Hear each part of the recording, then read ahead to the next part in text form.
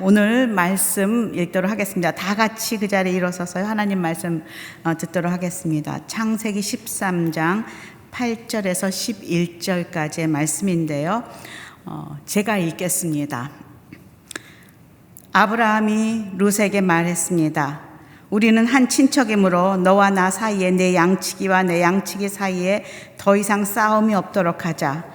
온 땅이 내 앞에 있지 않느냐? 나를 떠나거라. 만약 내가 왼쪽으로 가면 나는 오른쪽으로 가겠고 내가 오른쪽으로 가면 나는 왼쪽으로 가겠다. 롯이 눈을 들어 요단의 온 들판을 보니 그곳은 소알에 이르기까지 사방에 물이 넉넉한 것이 마치 여호와의 동산이나 이집트 땅 같았습니다. 이때는 여호와께서 소돔과 고모라를 멸망시키시기 전이었습니다. 롯은 요단의 온 들판을 선택해 동쪽으로 갔습니다. 두 사람은 이렇게 헤어졌습니다. 아멘. 앉아주십시오.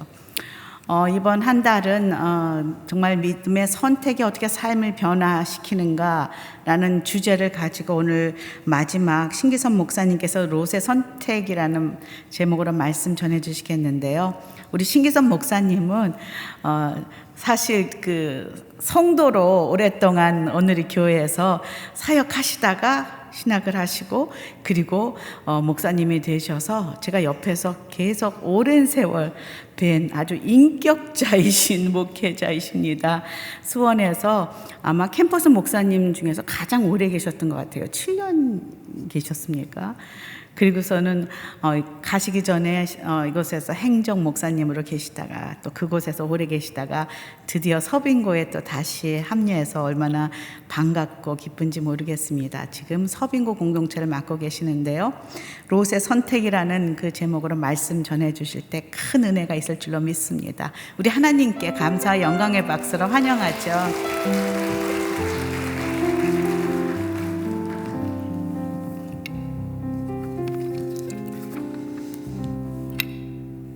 감사합니다. 또 여러분 반갑습니다.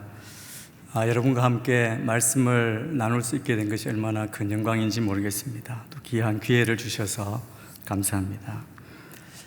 코로나로 인해서 모든 것이 변하고 어려운 상황이지만 소망의 말씀을 붙들고 또 승리하며 오늘 또 말씀 안에서 큰 위로와 평강 또 약속의 말씀을 붙드는 그런 시간이 되기를 바랍니다.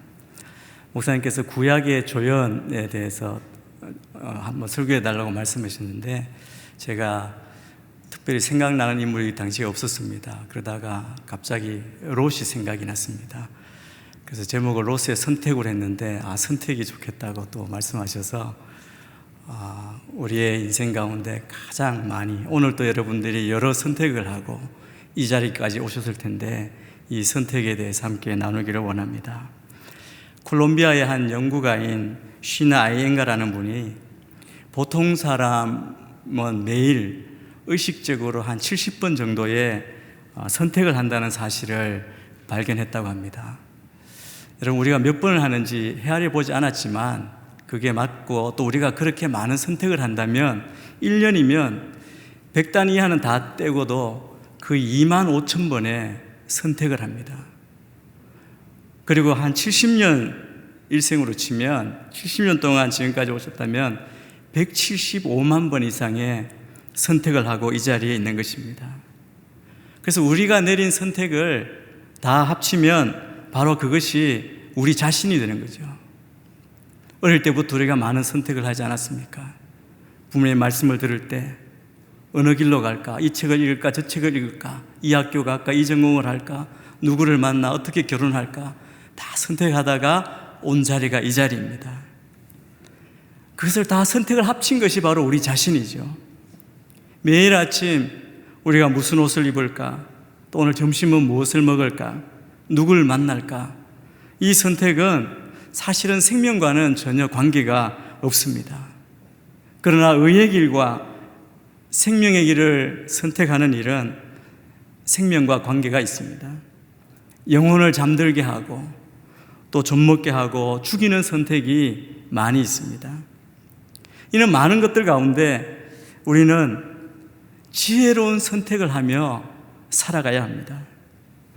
신약 야고보서에 보면 지혜가 부족하면 꾸짖지 않으시고 후히 주시는 하나님께 구하라고 그렇게 말씀합니다. 무엇을 선택할지 그것이 아니라 지혜롭게 선택할 수 있는 도구를 달라고 구하라는 뜻입니다. 우리의 삶을 향한 하나님의 주된 관심사는 우리가 어떤 성과를 이루느냐 그것이 아닙니다.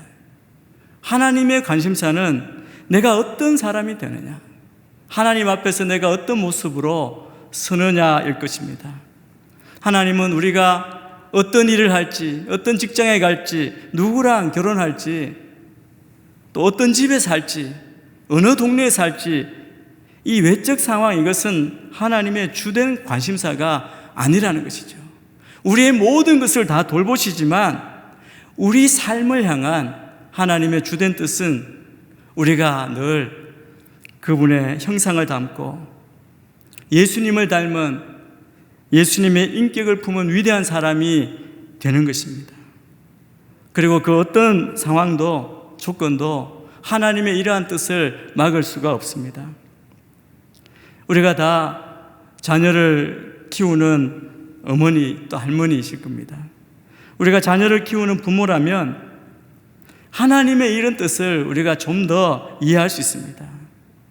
자녀에게 평생 하나부터 열까지 일일이 알려주는 부모는 아무도 없을 것입니다. 그렇게 할 수도 없겠죠. 오늘은 이 옷을 입어라, 오늘은 이 수업을 들으라, 저 학교에 들어가라, 이 직장에 원서를 넣어라, 이 사람과 결혼해라, 이 집을 사라.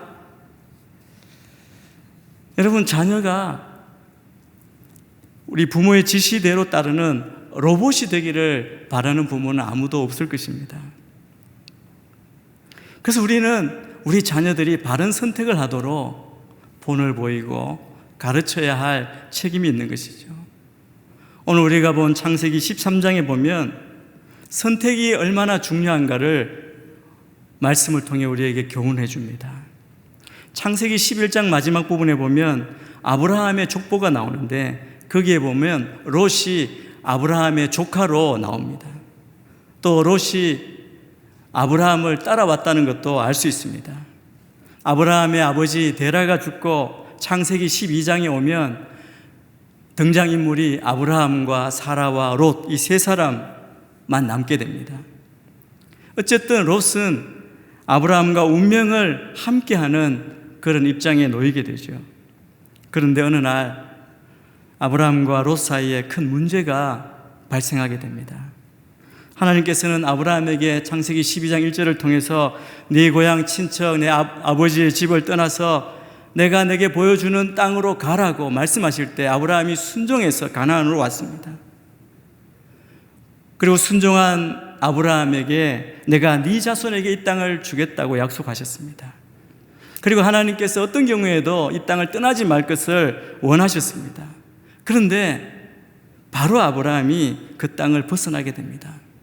극심한 가뭄으로 인해 먹을 것이 없어지자 아브라함은 그만 하나님의 그 약속의 말씀을 잊어버리고 애굽으로 내려가 버리고 맙니다. 그러나 그곳에서 그에게 다가온 것은 오히려 큰 환난이었습니다. 자신의 가장 사랑하는 사람인 아내 사례를 잃어버릴 뻔한 일이 일어났습니다. 그 모든 어려움 가운데 그러나 하나님의 특별하신 은혜로 말미암아 아브라함은 목숨을 지킬 수가 있었고 오히려 사랑하는 아내를 빼앗기지도 않고 더 많은 재산을 얻는 축복을 누리게 되었습니다. 만약 아브라함을 향한 하나님의 사랑과 개입이 없었다면 틀림없이 아브라함의 인생의 큰 실패와 절망을 경험하였을 것입니다. 그때 아브라함은 하나님의 약속의 말씀을 믿음을 가지고 순종하는 것이 신앙생활에서 얼마나 중요한지를 확실하게 깨달았습니다. 제가 읽은 책 중에 오래전에 읽었는데 하나님의 뜻이라는 책이 있습니다. 이 저자가 제럴드 시츠라는 목사님입니다. 40대가 되어서 그때까지 정말 일찍 결혼해서 4자녀를 낳고 복된 가정을 이루고 살았다고 합니다. 그의 고백은 무엇이냐면 하나님의 뜻을 알고 행하는 큰 복을 누리고 있었다는 것이죠. 우리가 선택하는 것은 하나님의 뜻에 합당한 선택을 하기를 원하는 거죠. 그게 지혜로운 선택 아닙니까? 이 제럴드 시처 목사님은 하나님의 뜻대로 좋은 선택을 했다고 그렇게 생각하고 복된 삶을 누리고 있었습니다. 그런데 그 복이 1991년 가을에 갑자기 끝나버리는 겁니다. 어느 행사장에 갔다가 가족과 함께 모든 가족이 밴을 타고 오는데 시골 고속도로에 137km 그 빠른 속도로 달려오는 음주운전자가 이 목사님 가족이 탄 차를 박았습니다. 그 현장에서 사랑하는 아내, 4살 딸, 그리고 그때 방문했던 어머니까지 한 집안의 3대의 여인이 다 현장에서 목숨을 잃었습니다. 나머지 2살 아들은 중상을 입고 온 가족이 부상을 당한 것이죠. 이 목사님이 이 사고를 계기로 하나님의 뜻에 대해서 묻지 않을 수가 없었다는 겁니다. 하나님의 뜻이 어디에 있습니까? 하나님 뜻대로 순종하고 하나님 뜻대로 그렇게 잘 살고 있다고 생각하고 감사했는데 한순간에 마치 욥이 당한 고난과 같은 그 고난이 그의 가정에, 그의 인생에 닥친 것이죠. 그래서 무기력하게 하나님의 말씀을 읽으면서 하나님의 뜻을 찾기 시작했다는 겁니다. 성경은 우리에게 미래를 지레 짐작해서 염려하지 말 것을 경고하고 또 하나님의 주권을 확인해주고 이미 우리가 알고 있는 하나님의 뜻을 행할 것을 명령하신다는 겁니다. 그런데 우리가 하나님의 뜻을 생각할 때 전통적으로 우리 안에 이런 생각이 많이 있지 않느냐는 겁니다. 하나님의 뜻이란 우리가 따라야 할 미래의 구체적인 길로 규정되기 때문에 하나님은 그 길을 아시고 우리가 따르도록 미리 딱 정해놓으셨다는 거죠. 그래서 우리의 책임은 그 길을 찾아내는 거라는 거죠. 그러니까 선택이 굉장히 중요하다는 겁니다. 선택할 수 있는 많은 길 중에 정작 우리가 따라야 할 길을 찾아내야 하는데 하나님이 정해놓으신 그 길을 찾아야 한다는 그런 생각을 우리 믿는 사람들이 다 가지고 있죠. 이 제럴드 시처 목사님도 그 생각을 가졌다는 겁니다. 바른 선택을 하면 그분의 은혜를 얻고 주신 사명을 잘 이루어서 성공적인 삶을 살게 될 것이라는 그 확신이 있는 것이죠. 그런데 이 모델을 따르면, 이 전통적인 생각을 따르면 어떤 부작용이 있느냐 하면 결정하는 순간, 선택하는 순간 삶은 마치 미로처럼 되는 겁니다. 여러분 혹시 사다리 타보신 적 있으신가요? 우리 사무실에 이럴 때 심심하면 간식 내기 사다리를 타지 않습니까? 그 선택이 정말 중요합니다. 잘못 찍으면 많은 돈이 걸리는 거죠.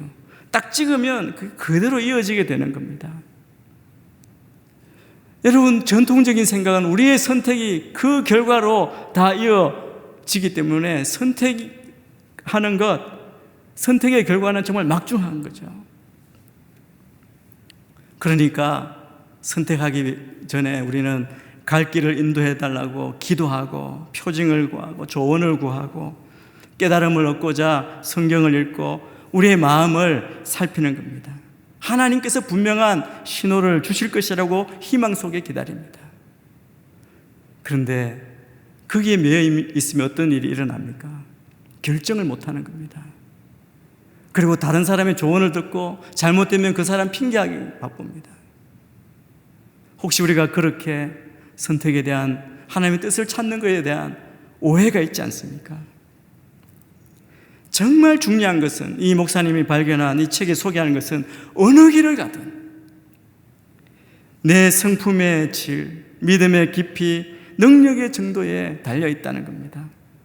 날마다 내리는 작은 선택에 충실하지 않으면, 내가 그리스도인으로 주님의 제자로의 삶을 바로 살지 않으면 어느 길을 택하든 내가 내 삶의 진정으로 이루기 원하는 하나님이 기뻐하시는 풍성한 열매를 맺는 삶에 이룰 수가 없는 것이죠. 그래서 미래에 대한 큰 결정을 할 때 우리는 전혀 안달할 필요가 없습니다. 내 삶을 향한 하나님의 뜻을 놓칠지도 모른다는 끔찍한 가능성 때문에 염려할 필요가 없다는 말입니다. 이미 알고 있는 일을 행하기만 하면 되는 것이죠. 우리가 하나님의 뜻을 행하고 있는지 아닌지의 여부는 날마다 내리는 선택으로 결정이 됩니다. 우리에게 문제가 있다면 그것은 알지 못해서가 아닙니다. 지식의 부족이 아닙니다. 이미 알고 있는 내용에 우리가 믿음으로 반응하지 않으려는 우리의 태도입니다. 마음의 깊은 곳에 다른 곳에 대한 욕심과 관심이 있기 때문에 우리가 하나님의 뜻대로 온전한 선택을 하지 못하는 것이죠. 아브라함이 처음에는 그랬습니다. 자기의 지혜대로, 자기의 생각대로 갔습니다. 그러나 하나님의 은혜로 다시 돌아와서 깨닫고 나서부터 더 큰 믿음으로 서게 되는 것이죠. 그래서 아브라함은 롯과 함께 하나님이 약속하시고 임재하신 가나안의 베델, 떠났던 그 장소로 다시 올라가게 됩니다. 오늘 말씀의 배경이 되는 13장 1절부터 4절 말씀을 우리가 한 번 같이 읽겠습니다. 시작. 아브라함은 자기 아내와 모든 소유물을 갖고 이집트를 떠나 네겝으로 올라갔습니다. 롯도 아브라함과 함께 했습니다. 아브라함에게는 가축과 은과 금이 아주 많았습니다. 그는 네겝을 떠나서 계속 여행을 해 베델에 이르러 자신이 전에 장막을 쳤던 베델과 아이 사이의 장소에 도착했습니다. 그곳은 그가 전에 처음으로 제단을 쌓았던 곳이었습니다. 거기서 아브라함은 여호와의 이름을 불렀습니다. 아브라함은 원래 출발했던 그 장소, 하나님이 약속하셨던 그곳으로 돌아왔습니다. 그는 실패로부터, 잘못된 선택으로부터 돌아섰고 새로운 마음으로 다시 시작합니다. 여러분, 실패는 누구나 합니다. 그래서 중요한 것은 실패 이후의 일이지요. 실패 후에 어떻게 하느냐에 따라 실패가 그냥 실패로 낭비되기도 하고 실패가 인생의 교훈으로 약이 되는 경험으로 유익이 되기도 합니다. 그런데 오늘 말씀해 보니까 애굽에서 나올 때 큰 부를 챙겨왔는데 아브라함만이 아니라 롯도 상당한 재산을 가지고 나왔습니다. 아브라함과 롯 두 사람이 부자가 된 것은 나쁜 일이 아니죠. 그러나 이 늘어난 재산 때문에 두 사람 사이에 갈등이 시작이 됩니다. 두 사람의 목자들 사이에 다툼이 일어났습니다. 여러분, 집안에서, 우리 주변에서 이런 갈등은 언제나 위험하죠. 갈등은 빨리 해결해야 합니다. 아브라함은 이 갈등에 대해서 믿음이 있기 때문에 자신이 주도권을 쥐고 해결해 놨습니다. 그래서 롯에게 다가가 이렇게 말합니다. 오늘 본문 8절 9절 말씀 우리 같이 한번 읽겠습니다. 시작. 아브라함이 롯에게 말했습니다. 우리는 한 친척이므로 너와 나 사이에 내 양치기가 내 양치기 사이에 더 이상 싸움이 없도록 하자. 온 땅이 내 앞에 있지 않느냐. 나를 떠나거라. 만약 내가 왼쪽으로 가면 나는 오른쪽으로 가겠고 내가 오른쪽으로 가면 나는 왼쪽으로 가겠다. 아브라함은 놀라운 선택을 했습니다. 아브라함은 조카 롯에게 먼저 좋은 땅을 선택하라는 우선권을 줬습니다. 여러분, 인간의 도리로 말하면 우선권은 당연히 아브라함에게 있었습니다. 롯에게 있어서 아브라함은 그의 아버지와 다를 바 없는 분이었죠. 아브라함은 조카 롯을 어렸을 때부터 양육한 은인입니다. 그럼에도 불구하고 아브라함은 그 모든 권리와 기득권을 다 포기하고 양보를 했습니다. 정말 이 양보는 하나님의 사람인 아브라함의 믿음의 증거였고 그리고 인격의 표현, 성숙한 신앙인의 자세라고 할 수 있습니다. 믿음을 가진 우리가 이 땅 가운데 또 갈등 가운데 분쟁 가운데 우리가 어떤 모습으로 무엇을 선택해야 하는지를 보여주는 모습입니다. 어떤 문제이든지 그 문제를 선하게 해결하고자 하는 사람은 자신의 손해와 양보를 결심하지 않으면 타협은 불가능합니다. 여러분, 타협과 양보가 없으면 싸움만 남게 되겠죠. 이 세대를 보면 눈앞에 있는 조그마한 권리나 이익에 대해서 양보할 줄 모릅니다. 그러니 참 평강이 없습니다. 분쟁에 대한 해결책 혹은 분쟁을 피하는 방법은 양보에 있습니다. 아브라함이 이렇게 양보했습니다. 근데 이 아브라함의 양보에 대한 롯의 선택이 무엇입니까? 우리 10절, 11절 말씀도 함께 보겠습니다. 시작. 롯이 눈을 들어 요단의 온 들판을 보니 그곳은 소알에 이르기까지 사방에 물이 넉넉한 것이 마치 여호와의 동산이나 이집트 땅 같았습니다. 이때는 여호와께서 소돔과 고모라를 멸망시키시기 전이었습니다. 롯은 요단의 온 들판을 선택해 동쪽으로 갔습니다. 두 사람은 이렇게 헤어졌습니다. 롯의 선택에 따라서 두 사람은 이제 헤어졌습니다. 이 두 사람이 헤어진 원인이 과연 무엇일까요? 우리가 겉으로 보기에는 목자들의 다툼과 분쟁이라고 생각하기 쉽습니다. 그러나 사실은 그 깊은 곳에 있는 아브라함과 롯이 가지고 있는 믿음의 차이, 신앙의 차이에 있습니다. 아브라함은 하나님의 부르심을 받고 고향을 떠났습니다. 롯은 삼촌을 따라 떠났습니다. 롯이 직접 하나님의 말씀을 받은 것이 아닙니다. 아마 롯은 하나님의 음성을 듣고 순종하는 아브라함의 모습을 보고 배웠을 것입니다. 그러나 그는 직접 하나님의 음성을 듣지도 찾지도 그리고 하나님을 만나지도 못한 겁니다. 우리는 다 믿음을 가지고 있습니다. 주님을 만났고 구원의 확신 가운데 살고 있습니다. 여러분을 바라보시는 자녀들과 가족은 어떻습니까? 모두 하나님을 직접 만나는 것이 중요합니다. 자녀가 하나님을 만나고 하나님의 음성을 듣고 말씀대로 살아가는 것을 보는 그 기쁨보다 큰 기쁨이 부모에게 어디 있겠습니까? 감사하게도 저는 딸이 하나 있습니다. 제 딸이 사춘기 때, 중학교 때 집회에서 주님을 만났습니다. 만났지만 그 후의 삶이 그렇게 변한 건 아니고 사춘기는 사춘기대로 겪고 기도 제목은 많았습니다. 근데 주님을 만났는데 달라진 게 뭐냐 하면 자기 인생의 목표가 바뀐 겁니다. 자기 인생의 목표는 하나님의 영광을 위해서 하겠다는 겁니다. 그래서 그때 되면 꿈도 없는 그때에 꿈이 얼마나 많은지 하고 싶은 게 너무 많았습니다. 이게 좀 약간의 부작용이 있었습니다.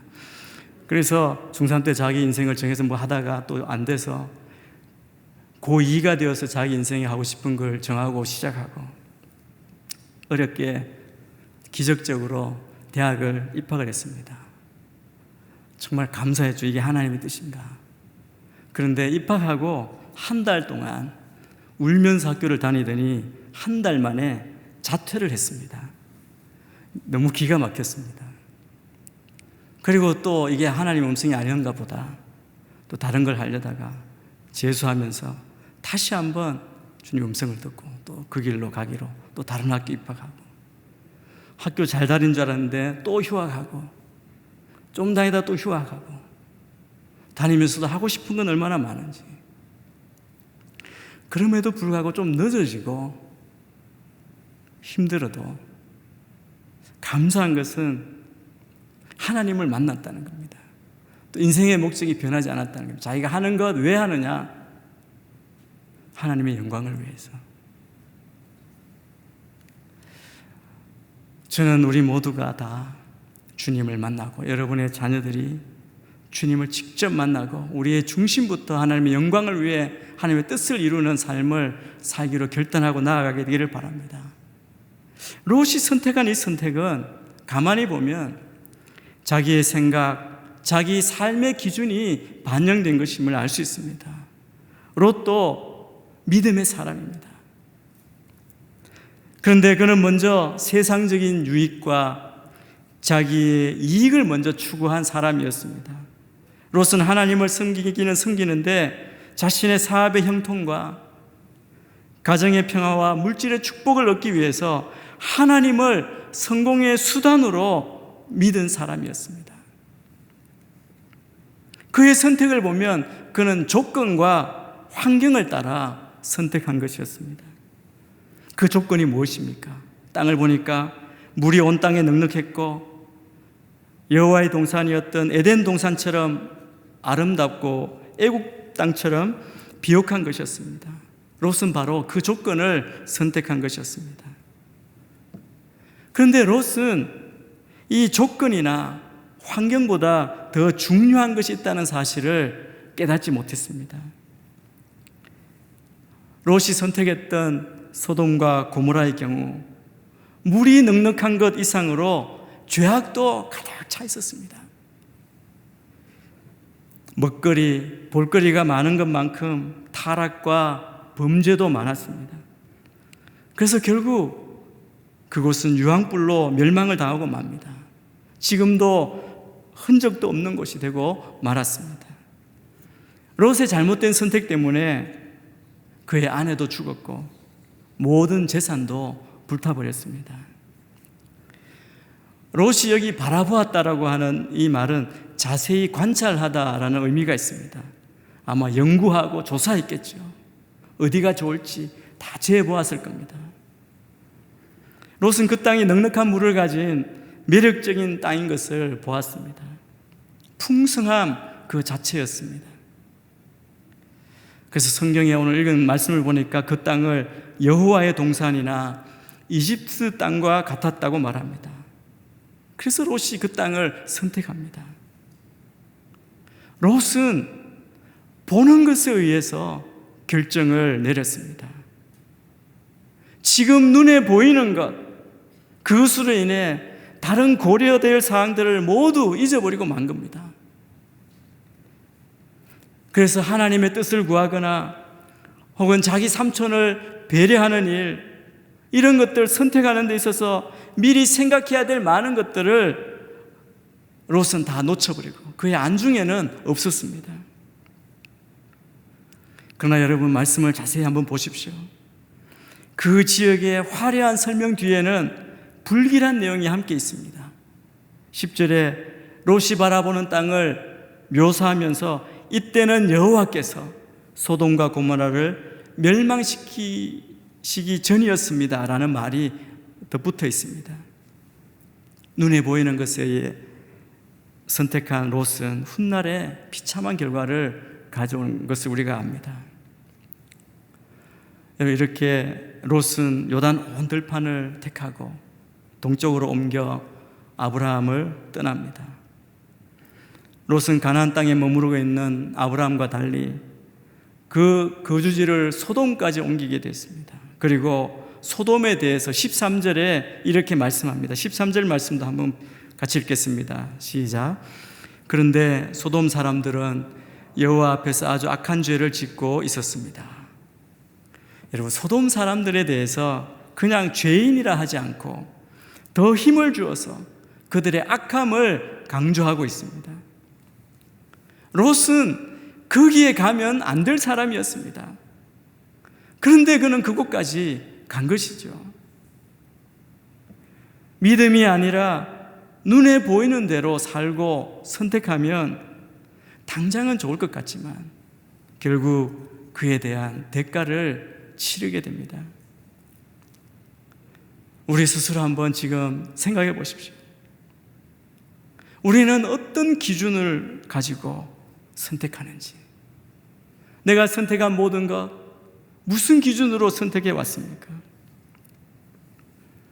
우리가 하나님을 향한 믿음보다 눈에 보이는 것으로 계산하며 따질 때가 얼마나 많습니까? 당장의 결과나 내 느낌대로 선택하는 경우가 너무나 많습니다. 롯은 소돔으로 갔습니다. 그 눈이 좋았고 또 계산도 밝았고 현실에 대한 이해나 현실에 굉장히 능했습니다. 그런데 그가 선택한 곳은 망한 곳입니다. 아브라함이 조카 롯에게 모든 것을 양보할 수 있었던 이유가 무엇이었겠습니까? 그래서 롯과 다른 믿음이 있었기 때문입니다. 롯은 정말 조급했습니다. 삼촌이든 누구든 배려할 만한 여유가 없었던 것이죠. 하나님의 인도하심을 기다릴 수 없는 조급함으로 서 있었습니다. 여러분, 우리가 왜 조급해집니까? 멀리 보지 못하기 때문입니다. 눈앞의 것만 보이면 조급해집니다. 롯은 눈앞에 기름진 땅만 보였습니다. 우리의 믿음의 걸음에서, 믿음의 선택에서 성급함은 우리가 금해야 할 행동입니다. 그래서 믿음의 길, 우리 순례자의 길, 십자가의 길은 장기전입니다. 결코 하루 만에 끝나는 일이 아닙니다. 그런데 우리는 현실이 힘들면 마음이 조급해지죠. 우리가 처한 상황만 보면 마음이 조급해집니다. 왜 원망하고 불평이 우리 입에 있습니까? 멀리 안 보이니까 그런 거 아닙니까? 당장 지금 내가 손해본 것만 보입니다. 내가 당장 억울한 것만 생각이 나는 겁니다. 그러나 믿음이 무엇인지 우리가 다시 한번 돌아봐야 합니다. 믿음은 멀리 보는 겁니다. 멀리 보기 때문에 기다릴 수 있습니다. 하나님의 약속을 기다릴 수 있습니다. 그래서 내 생각과 내 뜻대로 돌아가지 않아도 믿음의 길을 우리는 계속 가는 겁니다. 이게 믿음이죠. 아브라함에게 있어서 조카 롯을 떠나보내는 것 결코 쉬운 일이 아닙니다. 족하지 않습니까? 늘 같이 돌보았고, 그리고 어떻게 될지 모르는 염려하는 마음이 늘 있는 거죠. 나중에 소돔과 고모라를 멸망하기에 앞서서 조카 롯을 위해 중보하는 아브라함의 기도의 마음을 한번 생각해 보십시오. 지금 헤어지는 이 순간 롯은 좋은 땅 차지해서 이제 나도 삼촌처럼 삼촌보다 더 큰 기업을 이루겠다, 그렇게 희망차게 또 기쁘게 나갔을지 모르지만 아브라함에게는 큰 힘든 일이었을 겁니다. 롯도 떠나보내고, 그리고 기름진 땅도 포기해야 했습니다. 그러나 여러분, 그들이 서로 헤어지는 순간 새로운 역사가 전개됩니다. 그 땅을 내려놓으니까 그가 바라보는 땅을 그와 그 후손에게 주겠다고 하나님이 말씀하십니다.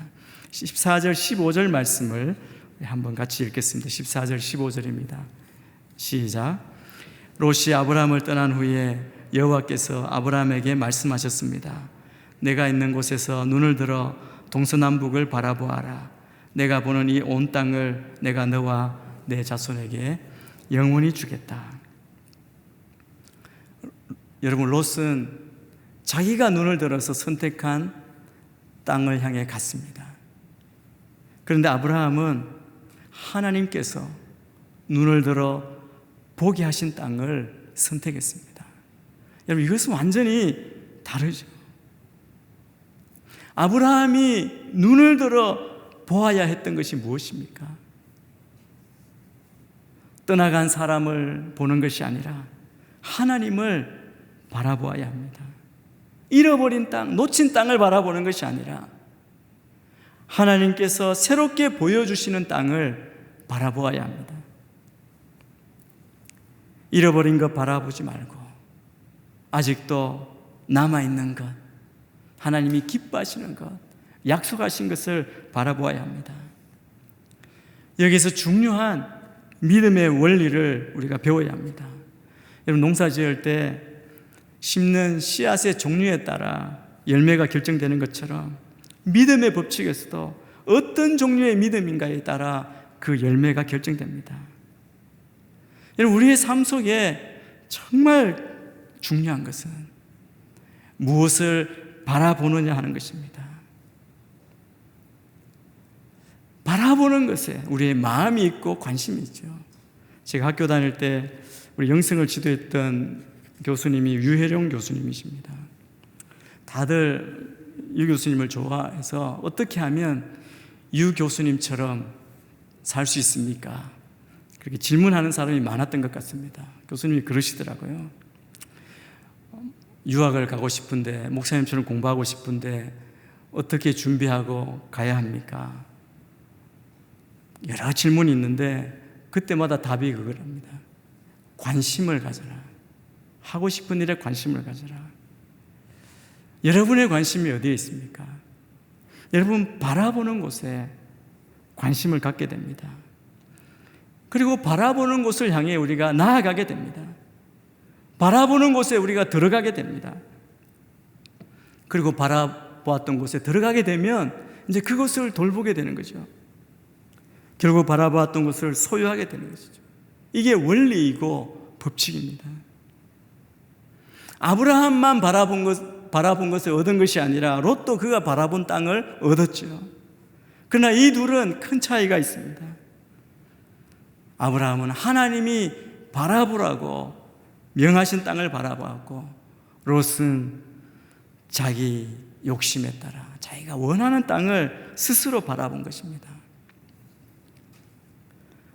그런데 두 사람 다 바라본 땅을 얻었습니다. 여기서 우리는 바라보는 땅, 바라보는 대상, 바라보는 목적물을 잘 선택하는 것이 아주 중요하다는 사실을 우리가 배우게 됩니다. 바라보는 것이 우리에게 얼마나 큰 영향력을 끼치는지를 깨달아야 합니다. 우리 인생뿐 아니라 우리 자녀들의 생애에도 큰 영향력을 끼치게 됩니다. 그래서 바라본다는 것, 바라보는 것을 선택한다는 의미죠. 롯의 선택은 잘못된 결과를 가져왔습니다. 자기가 원하는 것, 바라본 것 얻었지만 결과는 비극이었습니다. 아브라함은 좋은 선택을 하였습니다. 하나님이 보여주시는 땅을 선택했고 결국 그 후손이 그 땅을 차지하게 됩니다. 하나님이 아브라함에게 바라보는 믿음의 원리를 가르치신 것을 통해 우리는 바라보는 지혜를 배워야 합니다. 그리고 우리가 지금 선 자리부터 바라봐야 합니다. 지금 이 순간 가장 소중한 시간이죠. 하나님이 함께 하시면 작은 것을 통해서도 얼마든지 위대한 일을 이룰 수 있습니다. 하나님이 보여주시는 것에 우리가 관심을 가지고 바라보시게 되기를 축복합니다. 그래서 억울한 감정 다 내려놓으시고 불안하고 염려한 모든 생각들, 우리의 결정들 다 내려놓고 가장 좋은 것, 선한 길로 인도하시는 하나님을 바라보고 하나님으로 채워져야 할 줄 믿습니다. 우리는 하나님이 우리와 우리 자손들을 위해 예비하신 것에 대해서 관심을 가져야 합니다. 바라보면 끌리게 되고 끌리면 움직이게 됩니다. 행동하게 됩니다. 그런 까닭에 우리는 바라보는 대상을 잘 선택해야 합니다. 우리 끝으로 히브리서 11장 8절 말씀을 우리 한번 같이 읽겠습니다. 시작. 믿음으로 아브라함은 부르심을 받았을 때 순종해 장차 유업으로 받을 곳으로 나아갔습니다. 그런데 그는 어디로 가는지 알지 못하고 나아갔습니다. 아브라함의 믿음은 순종하는 믿음입니다. 순종이란 말씀에 반응하는 능력을 말합니다. 여러분, 하나님의 약속, 하나님의 복은 순종을 통해 우리에게 임합니다. 위기는 다른 것이 아닙니다. 지금도 위기 가운데 있는 것처럼 우리 일상이 무너지고 다 불안해합니다. 그러나 위기는 무엇이냐 하면 우리 일상 가운데 하나님이 보이지 않고 그냥 풀리지 않은 문제만 남아있고 다른 사람들의 성공만 눈에 보인다면 우리는 위기 가운데 빠진 겁니다. 현실의 늪에 빠져 있는 겁니다. 우리는 하나님을 바라보며 묵묵히 우리에게 예비하신 하나님 인도하시는 그 길을 걸어가야 합니다. 우리는 아브라함과 롯의 선택을 통해서 선택의 중요성을 살펴보았습니다. 우리에게는 육신의 눈과 영의 눈이 있습니다. 이 두 눈을 가지고 보이는 세계뿐 아니라 보이지 않는 세계를 바라보며 사는 것이죠. 눈에 좋아 보여서 선택한 그 세상은 결국 우리의 삶을 망하게 만드는 것입니다. 육신의 눈으로 보는 사람이 선택한 길은 당장 잘 되는 것 같아 보이고 당장은 좋으나 결국은 실패하고 망하고 마는 것입니다. 눈에 보이는 것, 땅의 것, 아래에 있는 것들은 결국 이 세상과 함께 불타버리고 말 것입니다. 그러므로 우리에게 다 신령한 눈을 들어 영안이 열려서 위의 것, 하늘의 것, 영원한 것을 찾으시는 여러분 모두가 되시기를 주의 이름으로 축복합니다.